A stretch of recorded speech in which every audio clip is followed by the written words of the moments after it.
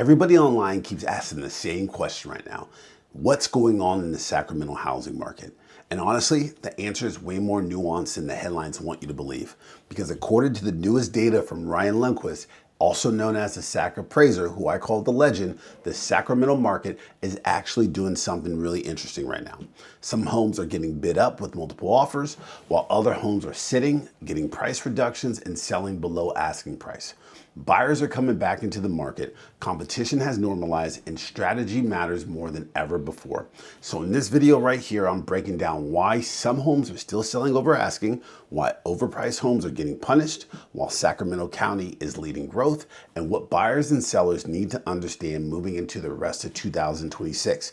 And trust me, if you're buying, selling, or relocating to the Greater Sacramento area, this video right here is for you.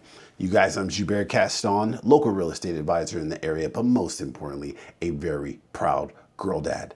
Today, we're going over what the heck is happening in the Greater Sacramento area when it comes to real estate. So without further ado, let's hop right into it.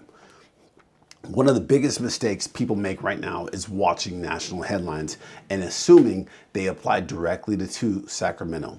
Ryan Lundquist said something incredibly powerful. There is no national housing market, just like there is no national weather forecast. And that is so true because real estate is hyper-local. What's happening in Florida, what's happening in Texas, what's happening in New York does not automatically mean the same thing is happening here in the Sacramento region.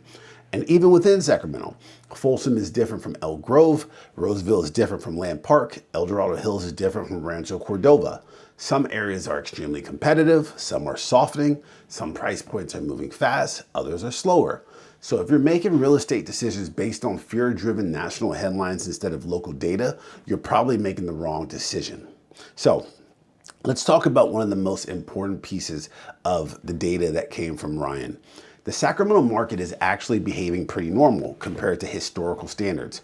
And honestly, that surprises a lot of people because online, people act like the market completely collapsed. But according to the data, 40% of homes are still selling above asking price, 45% are still selling below asking price, and roughly 15% are still selling at asking price.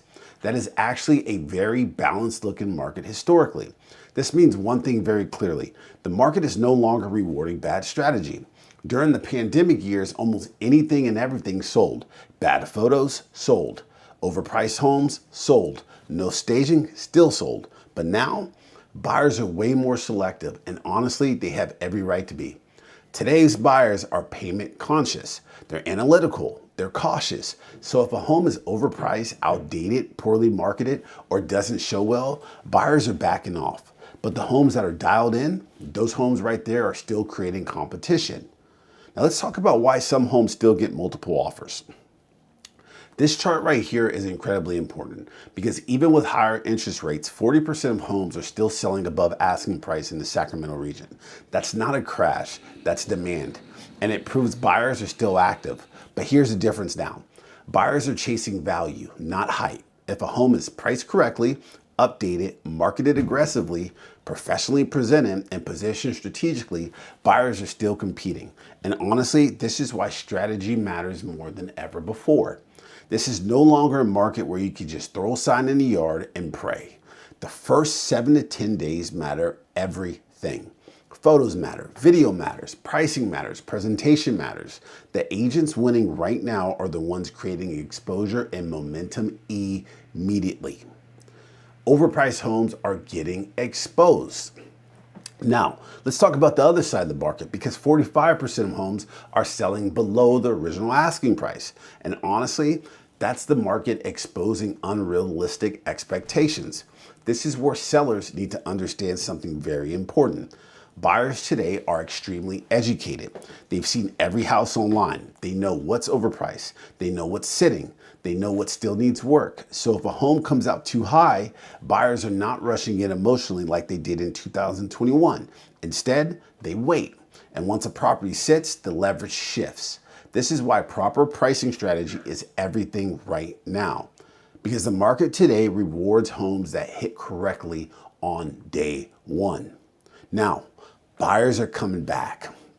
Now, here's where things get really interesting. Buyer activity is actually increasing. Closed sales volume is up compared to last year. Not massively, but enough to matter. And according to Ryan's data, this has actually been the best 4-month start to a year over the past 4 years. That is a huge signal. What that tells me is buyers are adapting. They're realizing rates might not dramatically crash overnight. Life still needs to go on. Families still need more space. Relocations are still happening. And Sacramento is still attractive compared to many California markets. So despite higher rates, people are still moving forward. Now, shout outs to Sac County because Sac County is leading the way when it comes to growth. One of the most fascinating parts of this report, Sacramento County is actually leading regional growth right now. And honestly, that makes a lot of sense, mainly because of affordability still matters. Buyers today are very payment sensitive. So areas where buyers can still find relative value are attracting attention.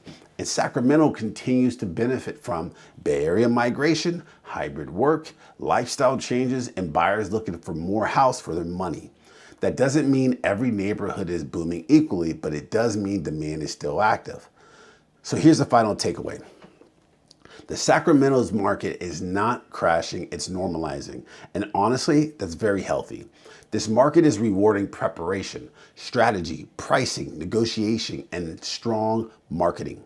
The easy money market is gone, and that's why working with somebody who actually understands hyperlocal trends matters more than ever before. Massive shout out once again to my man Ryan Lundquist, the Sac Appraiser, for constantly blessing the Sacramento region with some of the best real estate data anywhere. Seriously, the work he does for the community is incredible. And if you're thinking about buying, selling, relocating, or just trying to understand what all this means for your situation, reach out anytime. I'm always here to be a resource. If this video brought you value, hit the like button, subscribe to the channel, and drop a comment below letting me know what part of the Sacramento market you want me to break down next. And I'll see you guys in the next video. Take care.